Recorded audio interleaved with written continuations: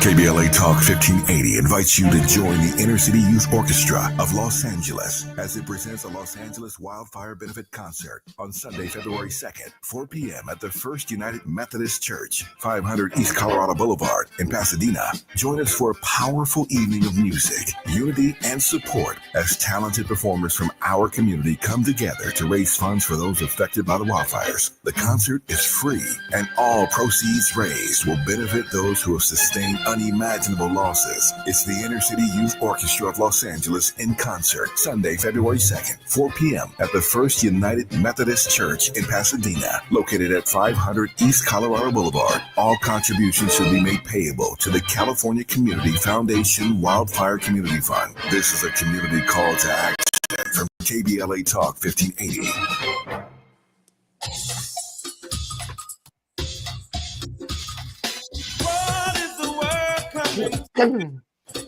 Seems like everyone is running from the truth. We just stand up and fight, walk into the night. We're the people, we can do it if we try. I know we can do it. Somebody asked me, why do we have to go through it? It's just to test of our faith. What we're living day to day. We don't know where, we don't know when. Coming back again. Oh, yes, it is. It's made me. Oh, God, it's time for you to return. Oh,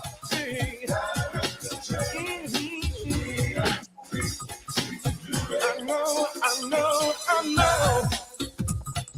Time to make a change. Good afternoon. It's time. Time to make a change. Oh my God, Truth Time. We count it all joy that you are with us on this day, listening to Truth Time with Dr. Cornel West and Nina Turner. We will discuss a plethora of issues per usual, opine on those issues. Some of the things that are on our mind today is the immigration raids that are going on across the country. And in particular, it is reported that Los Angeles, is going to comply with the Trump rules on this. The other thing that Doc and I are thinking about is the challenges of absolute power and how it does indeed corrupt. Absolutely. Dr. Cornel West is in the house. The doctor is in the house. Doc, what's on your mind and what is on your heart on this day? My dear sister, it's always a blessing and a joy to be in dialogue with you. And I want to begin on that joy. You know, we could think of Joy by Kirk Franklin or Joy by Teddy Pendergrass. We have got to be able to find joy in our resistance, or the resistance will not be long run. It will be a short sprint. There is no joy without grief. There is no joy without pain. As Frankie Beverly, he telling the truth, we'll never forget him. And the challenge really is, you know, how do we create a community of joyful resistance and joyful resilience? I was blessed to read and reread this essay by Henry David Thoreau. This is tied to a course I'm teaching with my dear brother John T. at Union on Martin King and Gandhi and Ambedkar and Malcolm X. And that essay of 1849, Civil Disobedience, Resistance to Tyranny, resistance to tyrants, resistance to bullies. But you got to be able to find a joy in that resistance. So it's not just petty revenge, but it's grounded in the love. We know, of course, joy is a fruit of love, in the same way that humility is a fruit of spiritual maturity. And the crucial line in that essay is, how do we make our lives a counter friction against the machine? Now, Henry David Thoreau was writing in the 1840s when you had a president obsessed with tariffs, obsessed with expansion, obsessed with imperialism, and reinforcing the worst of white supremacy, namely slavery. That's James Polk. Yeah. So it's fascinating in the 1840s, building toward a violent civil war.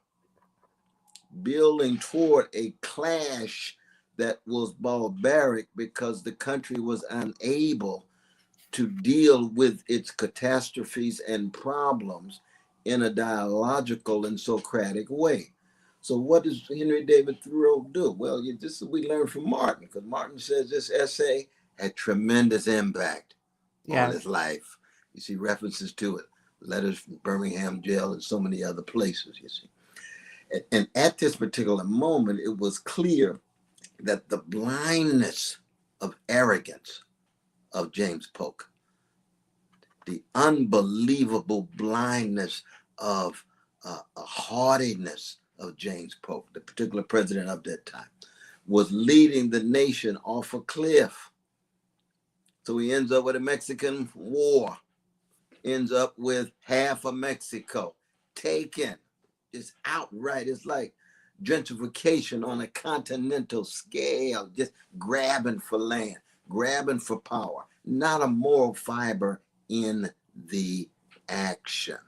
Yeah. And then, of course, the reinforcement of slavery, the barbarism, the unbelievable monstrosity of enslaving your precious descendants, my precious descendants.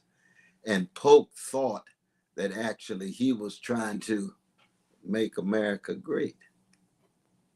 That was his end. That was his aim. He actually, they called him Young Hickory because he was an extension of Old Hickory, Andrew Jackson. There's no accident that Andrew Jackson is the hero of Donald Trump. But there you got removal of indigenous peoples, reinforcement, similar kinds of things. And when I read and reread that essay, Thoreau goes to jail. He goes to jail. Ralph Waldo Emerson, the great towering figure who was his teacher at Harvard, says, David, what you doing in jail? He said, what you doing out of jail? In an unjust society, sometimes jail is the only place for a just person. Yeah. That's what Thoreau says. And I think all of us have to wrestle with this inside of our hearts and minds and souls.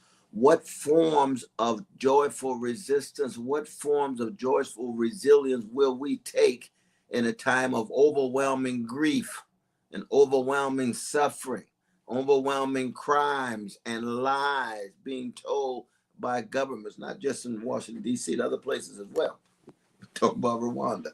We talk about Tel Aviv.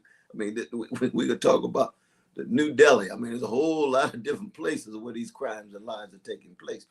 But Thoreau's essay was focused on the United States and the American empire. It had to do with slavery, white supremacy.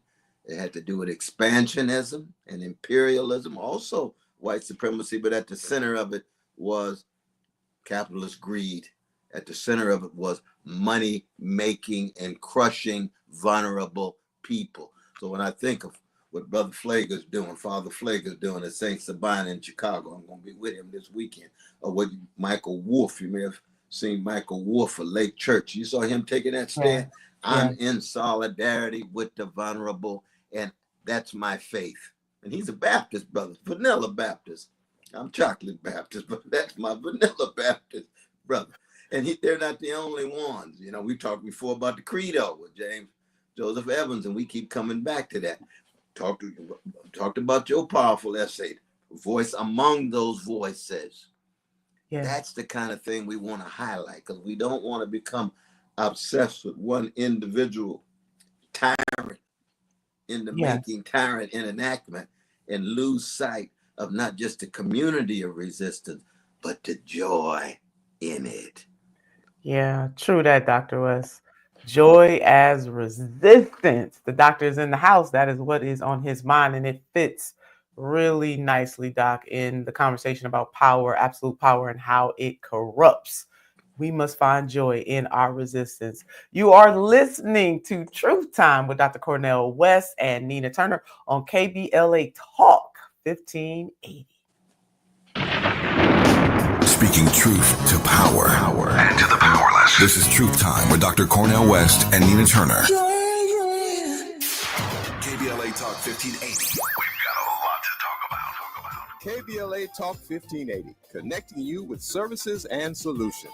Worried about eviction? You have rights, and Stay Housed LA can help. Stay Housed LA is a partnership between LA County, the City of Los Angeles, and local service providers. From Lancaster to Long Beach, we're here to help you with tenant education workshops, legal clinics, free legal services for eligible tenants, and online resources about tenant protection laws. Don't face eviction alone. Call our hotline at 1-888-694-0040. That's 1-888-694-0040. Or visit stayhousedla.org. Stay Housed LA, keeping Los Angeles residents in their homes. Stay Housed LA, your rights, your home, our community. This is a community call to action from KBLA Talk 1580.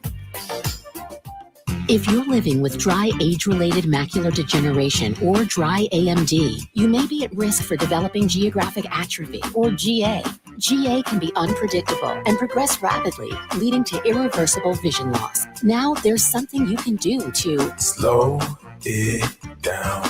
Get it going slower. Izervay is proven to slow GA progression. Izervay gets GA going slower. Izervay or avacincaptad pagel is a prescription eye injection used to treat GA. Don't take it if you have an infection or active swelling in or around your eye. Izervay can cause eye infection, retinal detachment, or increased risk of wet AMD. Izervay may temporarily increase eye pressure. Your vision may be impaired after an eye injection or exam. Don't delay. Ask your doctor about Izervay today. Izervay gets GA going slower. Visit Izervay.com. That's IZERVAY.com. Texting privacy policy and terms and conditions posted at textplan.us. Texting rules for recurring automated text marketing messages. Message data rates may apply. Reply stop, opt out. Consult a doctor prior to use. Wow, you look amazing. What have you been doing? I'm sure you've heard of Ozempic, Wegovy, and the other GLP-1 medications, right? Well, I found this great company called Zelfie. If you qualify, their providers can prescribe medications like Ozempic and Wegovy and other GLP-1 medications that are 80 to 90% less expensive, all 100% online. I can get GLP-1 medications for 80 to 90% less and do it all online? No doctor's office or pharmacy? Yes, Zelfie can provide semaglutide or tirzepatide, the active ingredients in Ozempic and other expensive GLP-1s, but for 80 to 90% less and shipped directly to your door. How do I get started with Zelfie? Just send them a text. Text BEST to 200-300 to get started today with Zelfie. Get the same active ingredients in Wegovy or Ozempic, but for 80 to 90% less and 100% online. Don't wait. Text BEST to 200-300 right now for a link to your exclusive offer. Text BEST to 200-300. That's BEST to 200-300. BEST to 200-300. To thine own self be true. More of Truth Time with Dr. Cornel West and Nina Turner coming your way right now on KBLA Talk 1580. We are coming forward with Dr. West's soliloquy on taking resistance or putting joy in our resistance. Like, I love how you wrap that thing into history. President Polk, I see very similarities, as I'm sure you do, between what President Polk was doing and what President Donald J. Trump is doing in this moment.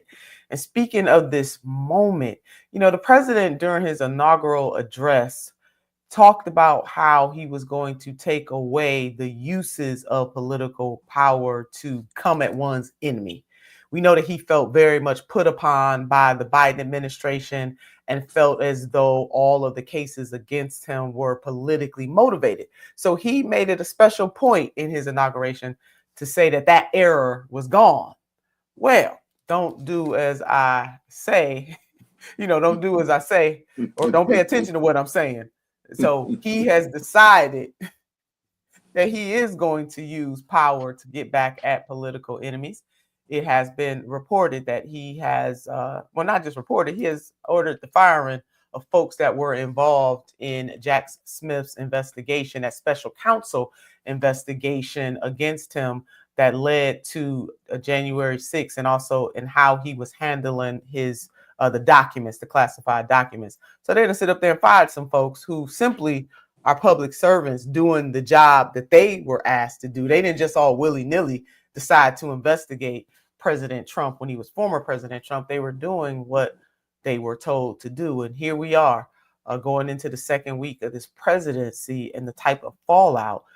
Trump did also run on the fact that he was going to lift up people and work very hard for the working class. Well, these people are working class people, and they find themselves losing their job because they did what they were asked to do. I do see this as that, quote, of absolute power corrupting absolutely. And this is just at the tip of the iceberg, which links very well with what we've been talking about since this man's inauguration, and how the levers of power are being used not to the advantage of the American people. And I really do hope people understand this. Some folks may sit back and say, well, they did investigate him. So, to the victor goes the spoils, which is true. And he has every right, which is true. They are at will employees. But whether or not he should seek vengeance against people who are simply doing their job, it would be the same thing if he asked those same people through a special counsel to investigate former President Biden. It would be the same thing. So this whole shock and awe across the board that President Trump is deploying is quite something, and it's unsettling, and it's keeping people all over the place. You just don't know. It's like the bouncy ball. You don't even know where to start. I mean, part of the spiritual sickness of the country and deep corruption in the system is that Trump can't conceive of justice. He only sees revenge. Now, it's true that lies were told on him by Democrats, the Russiagate and all these other things turned out just to be lies. So he's a victim. Yeah. And he was lied on. There's no doubt about that. But keep in mind now, he's been a gangster for 40-some years. So that he comes in with a gangster sensibility. He comes in with a neo-fascist spirit, because his whole conception of the world, going back to Roy Cohn, himself, another gangster who was his mentor, you see, that when he moves into the world of politics rather than business, it's just all who I'm going to manipulate, who I'm going to instill fear in. And he sees the cowardliness, from the Speaker of the House and the leader of the Republican Party, the hypocrisy of the Democrats. All they got to do is scare people. And they like little poodles, with their tails between their legs and deferring to him and kowtowing to him. And more he sees Democrats doing that, given the fact that they tried to engage in revenge. So if all we have is just a game of revenge, then everyday people, poor people, working people, are just second or afterthoughts, not even secondary, they are tertiary. And they will get that memo more and more once they begin to see the inflation, given the tariffs, once they begin to see the inability of sustaining the economy with so many of the migrants going back home, immigrants going back home. What does that mean? That means not just higher prices. That means U.S. economy is going to have more and more difficulty sustaining itself. But the sad thing is that it's going to be the stock market that brings him down. And you see this now with the AI company in China that has rattled the stock market into a panic. And now people getting critical of Trump in high places. Oh, well, he's not keeping our money going. The AI challenge from China is one in which, lo and behold, our profits are going low. And you say, well, what about the homeless? What about the working folk? What about the schools? What about the precious children? What about the tears of the children as they have to deal with ICE's repressive policies and so forth? Oh, no, that's not that important. It's the money. It's the cash. And that's sad, but that's part of the reality of living in a revenge-driven, market-driven culture.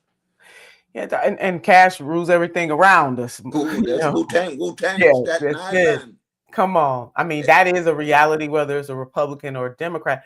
This is a matter of how his administration is comporting himself compared to a Biden or an Obama or the Bushes or the Clintons, because they all, again, as we share with the family listening to us all the time, they all worship in the same master. It's called corporations, corporate greed, the United States of corporations.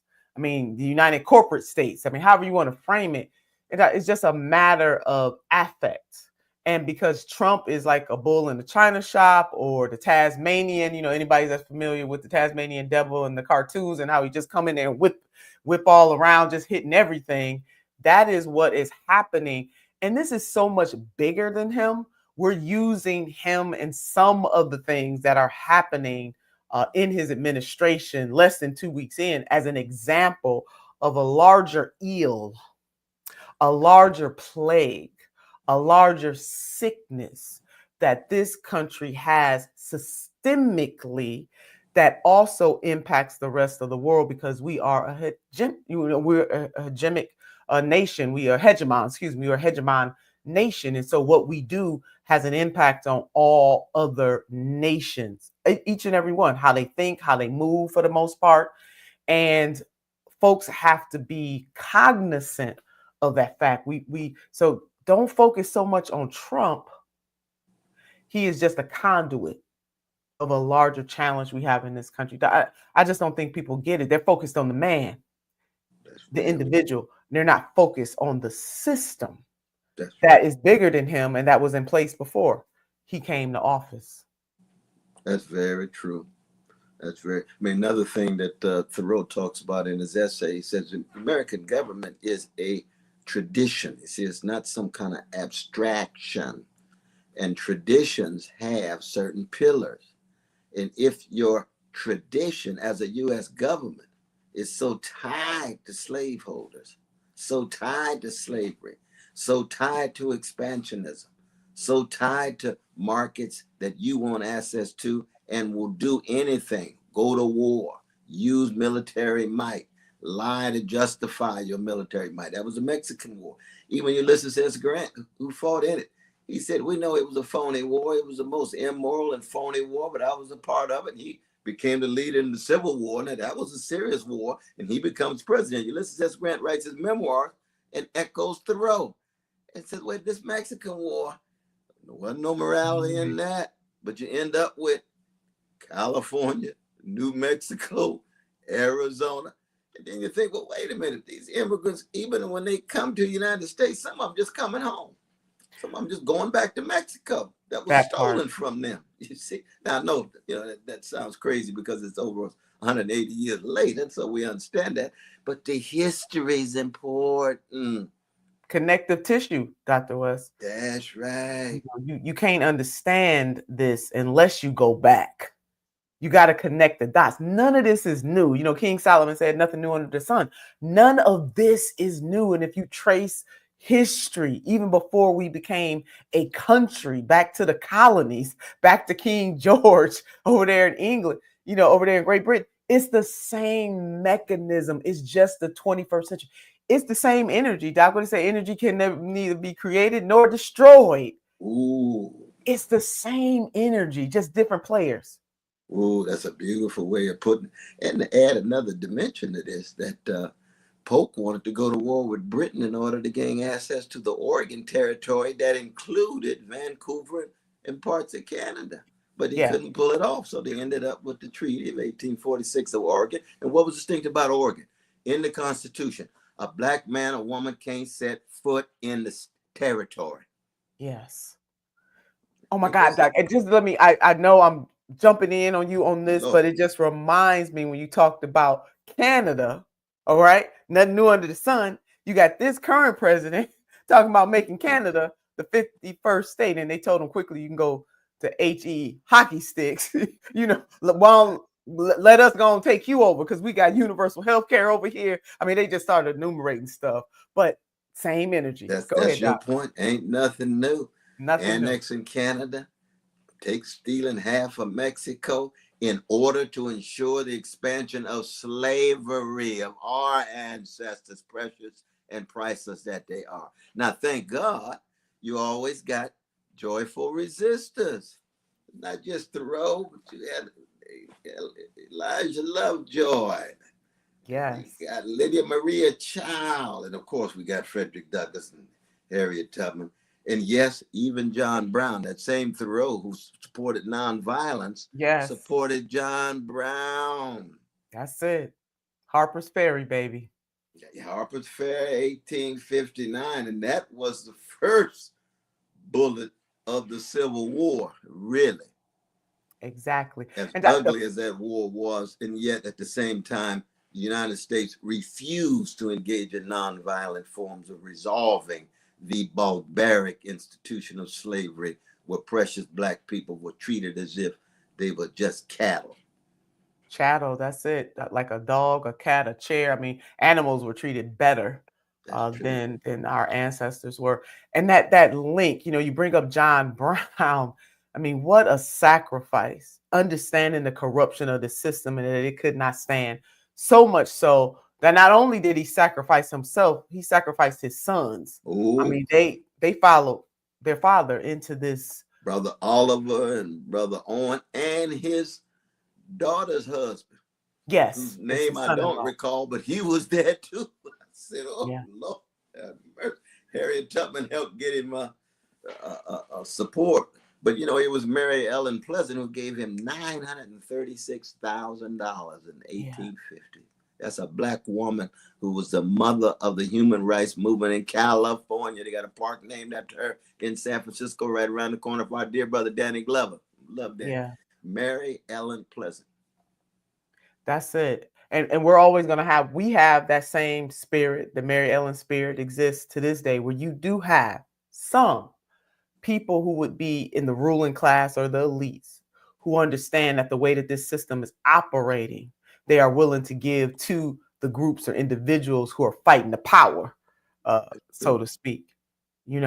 Beautiful thing. But yeah, oh my God, John Brown, baby. If you got listen, family, Dr. Weston, not telling you now, if you don't know about John Brown, you need to go and seek it out, research him and what he did to take a stand against the immorality of enslavement. When we come forward, we are going to continue interweaving joy as resistance as we move through this new era in America. Sometimes what's new really ain't new. You are listening to Truth Time with Dr. Cornel West and Nina Turner on KBLA Talk, baby, 1580.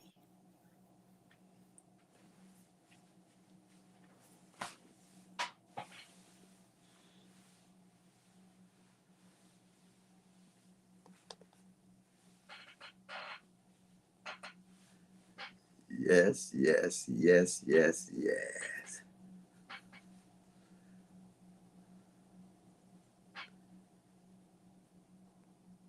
Well, Doc, I don't know. We got some kind of delay going, but well, shoot, we just keep talking. No, we talk about John Brown. They could read Russell Banks' great novel, Cloud Splitter. It's the greatest novel ever written on the struggle of having to do with slavery. He passed just a few years ago, but it's a huge novel on John Brown and all of his family and his networks with Frederick Douglass and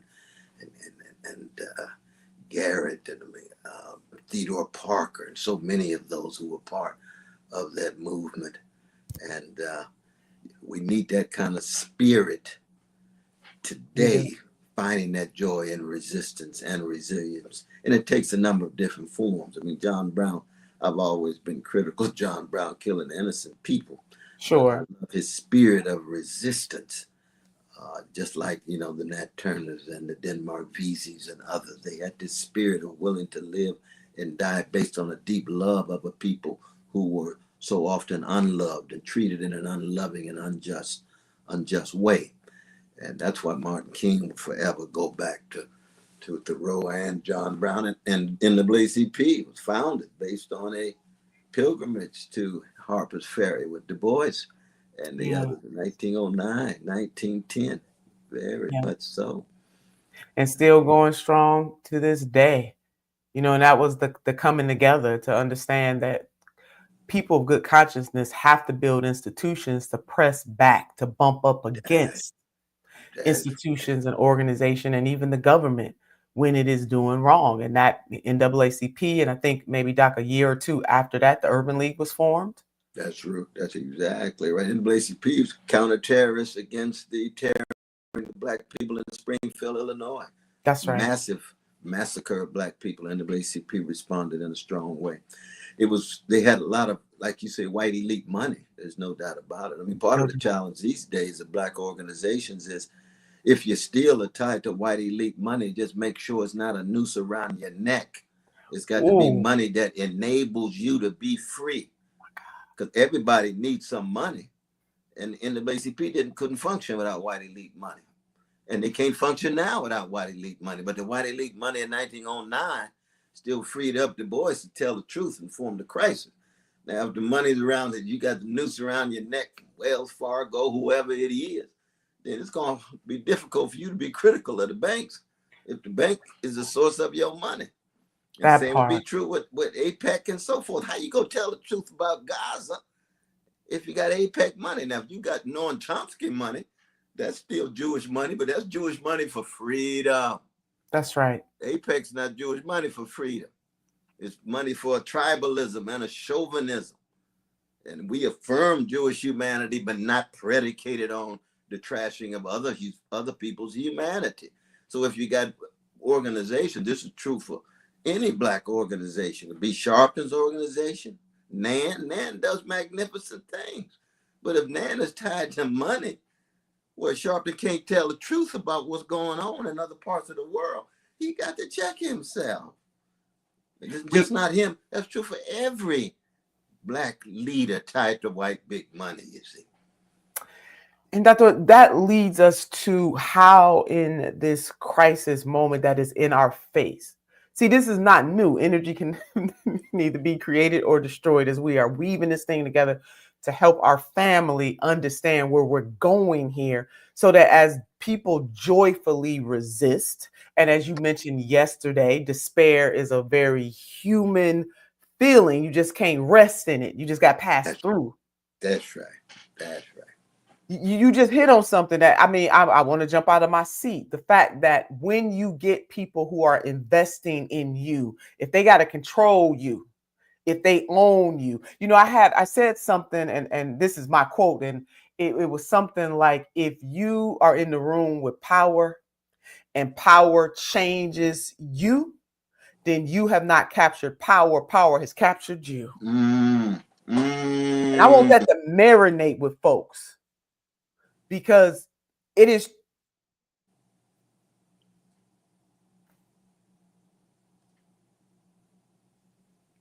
Despite their incredible sacrifices, loving and serving the people did not come with retirement plans or financial security. So now it's our time to honor their legacy and ensure that they are cared for with the dignity they deserve. You can help by attending and supporting A Night with the Panthers, Saturday, February 22nd, 6:30 p.m. to 10 p.m. at the Project 43 Team Post Center, 6841 Crenshaw Boulevard, Los Angeles. For more information, contact Black Panther Party Breakfast at gmail.com or call 707-554-2784. That's Black Panther Party Breakfast at gmail.com or call 707-554-2784. This is a community call to action from KBLA Talk 1580. At KBLA Talk 1580, we've got your black.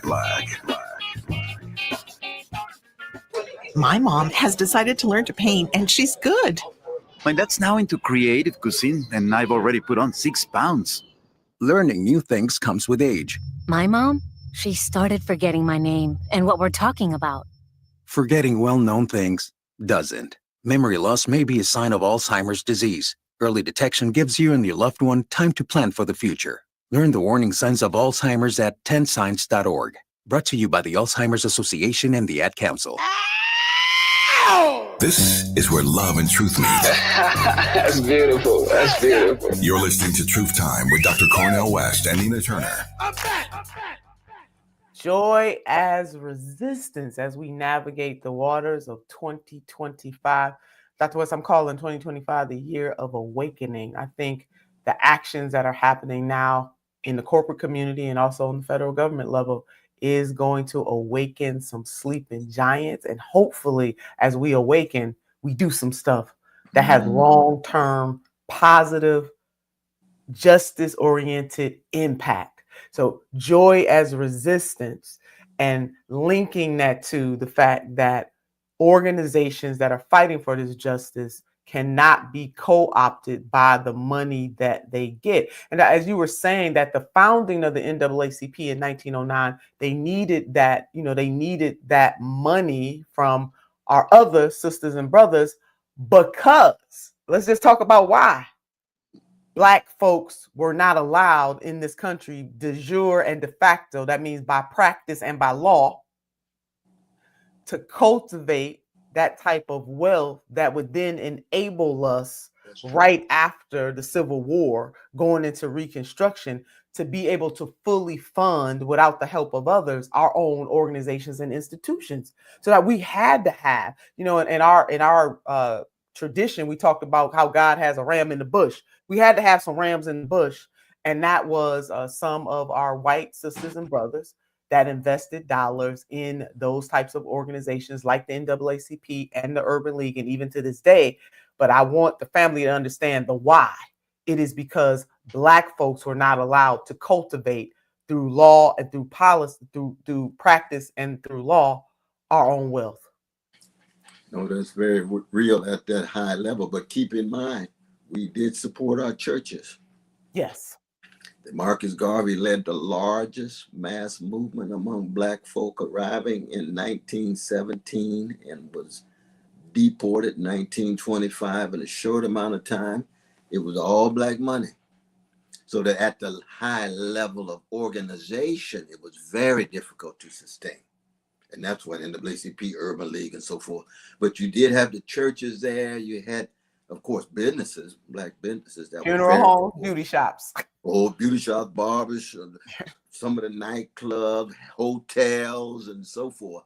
But not at the high level of the Carnegies and the Rockefellers and others who were providing support for Black folk in a number of different ways and venues. But it's interesting that that Trump pardoned Garvey. Or Biden. Oh no, that was Biden. That's right. That was Biden. That was Biden. Mm-hmm. Yeah. Ooh, I shouldn't say Trump. Lord have mercy. He did Jack Johnson though. Trump did before he left. Did Trump do Jack Johnson? The boxer. Yeah, I'll double check that in our That's next. interesting. I didn't know that though, but I always stand corrected, as my brother Maulana Karanga said, "Rescue me if I'm wrong." Well, that's what we're here to do for each other. But you were saying, Doc, go no, on. but I was just saying how the different levels of money flow. Now you think of all the money Black America has now, though. Isn't that something? We have resources now that we have never ever had, even given all the hell we catch it. Our elite class, our billionaires, our multi-billionaires, our professional class, and so forth. What institutions are they creating? That's my question. Or supporting. That's exactly right. And even in my conversations with Dr. Kevin Cosby, of Simmons College of Kentucky, one of the things that he is pushing for and just really opened my mind to in a deeper way, we have got to shore up our Black institutions so that we are not beholden to other energies that are not in our best interests. Because if I fund you, even in politics, as you know, running for office, people make donations, and I tell them whether you gave $2 or whether you gave $10,000, you don't own me now. You can come and talk to me about issues, but I am going to do what I believe is right. And by and large, all of my, all of the people that invested in any of my races over time, but particularly when I ran for Congress in 21 and 22, I definitely had some folks that would be considered in the 1% who supported my efforts and believed in my fight for justice for all people, that I am indeed a hell-raising humanitarian. And they understood that. We need more people like that who say, hey, I am investing, go do you. You don't owe me nothing. All I want to know is that if I call you, you'll pick up the phone. But other than that, I'm not telling you what to do. I might want to share my thoughts, and that's fine. If you gave me $2 or you gave me $10,000, you have a right to share your thoughts. That doesn't mean that you get to control me. And that is what is being lost, whether you're running for office or you run an organization. Again, if you are in the room with power and power changes your morality and your values, you have not captured power. Power has captured you. Captured you. As my blood brother Cliff always says, that love never goes out of style. Freedom never goes out of style. Integrity, honesty, and decency never go out of style. And that's one of the reasons why you find people who were very poor, working class, middle class, and well-to-do supporting your campaign. Yeah. Because they could see your integrity, they could see the courage, they could see the love, they could see the freedom. But at the same time, when you have a system that's structured in such a way that it's very difficult for people of integrity and honesty and courage who are in solidarity with poor and working people to actually flower and flourish. Then you know that system is not just in deep trouble, but it's on the way out. It cannot sustain itself. It cannot in any way survive over time and space. There's going to be a breakdown. We've already seen the spiritual and the psychic breakdowns in the souls of people, but it's going to be a breakdown because it just cannot survive. It really can't. It can't. And just as people understand the machinations of power, because this is not new. What we are enduring is just at the hands of new actors. But again, it's the same energy. And no, it can't stand. It's going to come crumbling down under its own weight at some point. The question just becomes when. And as those of us who believe in justice in all of its forms, we have got to be the opposite and equal force against injustice. That's just how it has to be. And so we just can't sit back and allow these things to happen. So the revenge part, whether it's Trump and people get all bent out of shape because Trump is trumping right now, just know Trump that is trumping. Trump is trumping. You know what? That's our thing. Trump is trumping. Trump is trumping. You know, let's not get all bent out of shape. We should have awareness. But what are we going to do in the face of the spirit of Trump trumping? You know, how are we going to respond to that? No, and it goes back to Thoreau talking about our lives being a counter friction. And he really means a countervailing force against the lying machine, the killing machine, the oppressive machine, the mendacious machine. And we have to struggle with that inside of ourselves because all of us, of course, have the potential to lie and kill and so on. So it becomes a spiritual issue. You got to get your soul intact, as Nina Simone says. She said, young, gifted, and black.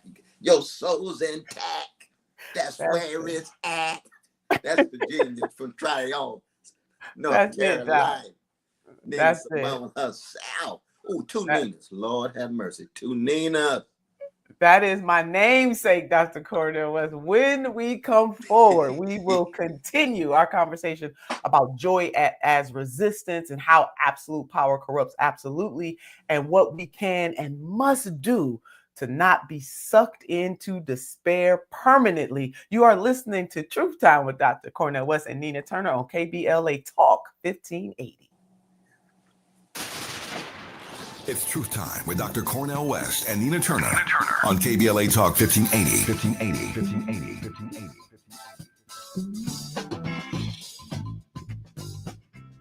If you're living with dry age-related macular degeneration or dry AMD, you may be at risk for developing geographic atrophy or GA.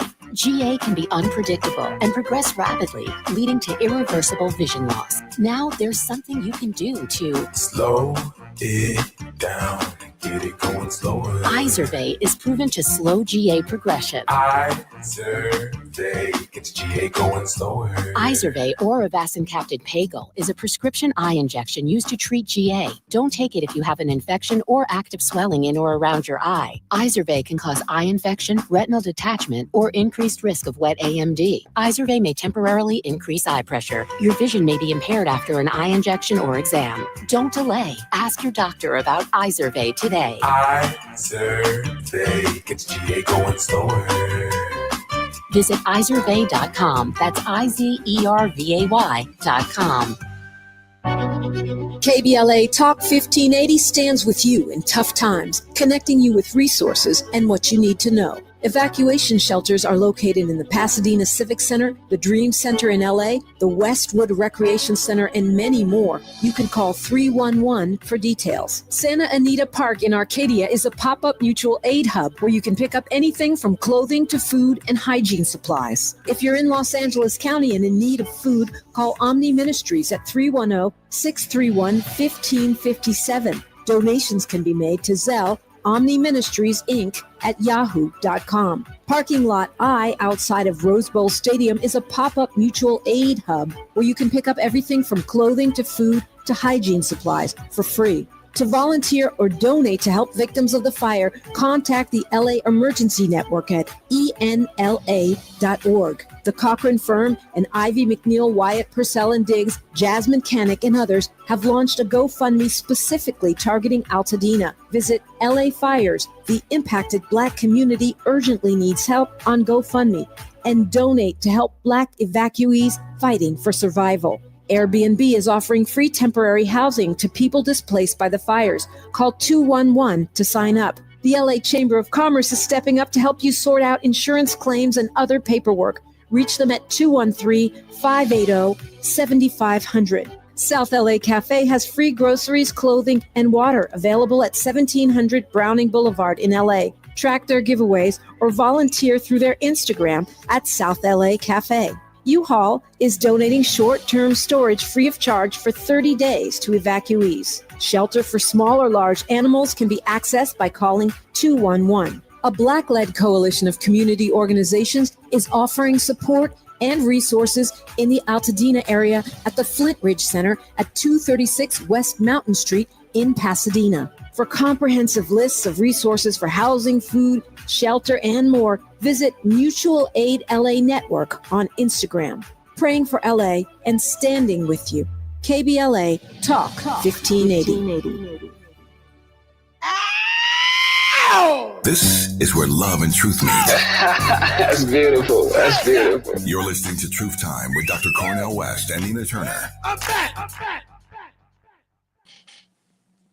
Yes, we are. Thank you for coming forward with us. We are engaged in a dialogue about joy as resistance, as Dr. West laid out in his opening about David Thoreau and his writings on justice, weaving that into what was happening with President Polk at the time in the 1800s, and the similarities between that time and our time, how absolute power has the ability to corrupt absolutely. That is such a great quote, not mine. Absolute power corrupts absolutely is a timeless quote about what can happen when people have power and they use it in a very vicious way. And that is happening right now under the Trump administration, but he's not the first administration to do it. And unfortunately, he will not be the last. And how, if you are in a room with power and power changes your morals or your values, you have not captured power. Power has captured you. Doc, we weaving all this stuff into what is happening. So it leads me to this whole immigration and how they rounding up folks, the cooperation, that's shock and awe, because we have had other administrations that would take immigrants and send them back. This is not the first administration to do it. It is the way in which the Trump administration is doing it that has captured people's attention in such a visceral way. No, that's very, very real. You know, I recall Brother Tavis and I marching in Washington, D.C. In support of the Dreamers against Obama. I remember that. That's a long time ago, but the same principle. We are not going to put up with losing sight of the precious humanity of anybody, and that includes vulnerable ones, including immigrants. We can come up with immigration comprehensive plans to have a fair process and ways in which people gain access to the country, but you're not going to demonize them. You're not going to separate their families. You're not going to throw them in cages, and you're not going to extract them, especially the children, from their shaping and molding in families. And that was part and parcel of what we were doing. And I remember even my dear brother Mark Mario was there from the Urban League, and it was good to see him because it was hard to find, Black spokespersons of Black organizations of national scope who would speak out in that way. And that's almost 15 years ago. And now it's gotten so bad that you hardly see, you see very, very few Black leaders. And it's partly because Black folk just catching so much hell in the country. And when it looks like the only option is to scapegoat the most vulnerable rather than confront the most powerful, you just go along and scapegoat the most vulnerable. And that's what Trump is. He's a scapegoat of the vulnerable. It doesn't take any courage to do that. All you got to do is stoke the fear, continue to tell the lies. And next thing you know, people are up in arms. And many Black folk have been seduced by that. Not the vast majority of us, but significant numbers of us are seduced by that. And we just have to tell that truth and say, no, we're not going to scapegoat the most vulnerable. We are vulnerable too. And we are being scapegoated too. And we're not going to turn on the vulnerable. We're going to confront the powerful.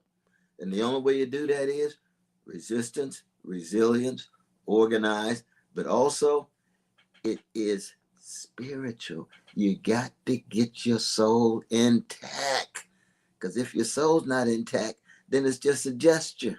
It's not a way of life. And resistance has to be a way of life. It's like when Duke Ellington said the blues means we dissonant.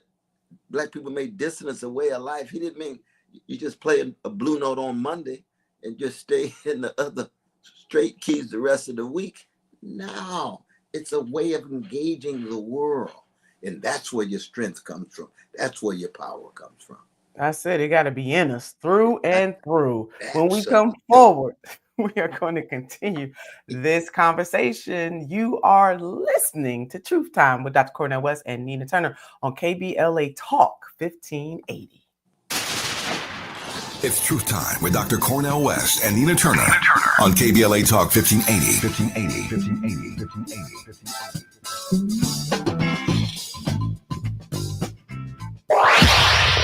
Follow the leader. KBLA Talk 1580. Follow the leader. If you're not following KBLA Talk 1580 on all of our socials, then you're missing out.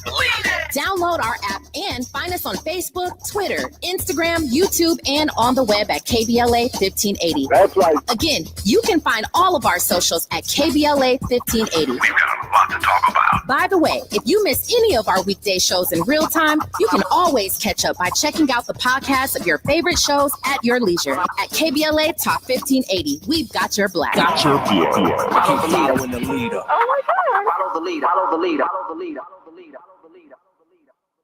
Now Taxes is 100% free when you file in the TurboTax app if you didn't file with us last year. Oh, yeah? Yeah, just do your own taxes in the app by 2/18. What if I have lots of forms? All good, all 100% free. What if I had 3 jobs? Still 100% free. What if I once saw Bigfoot? That has nothing to do with taxes, so still 100% free.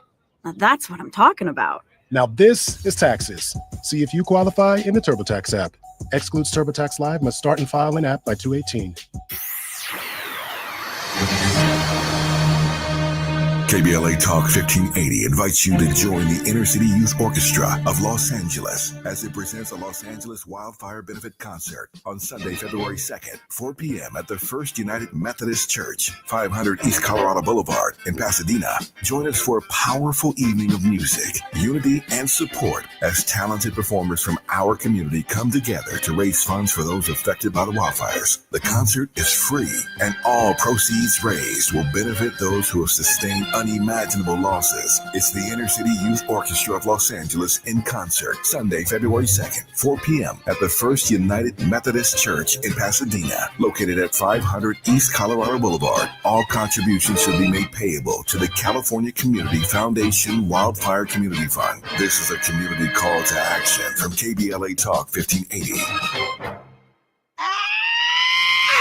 This is where love and truth meet. That's beautiful. That's beautiful. You're listening to Truth Time with Dr. Cornel West and Nina Turner. I'm back.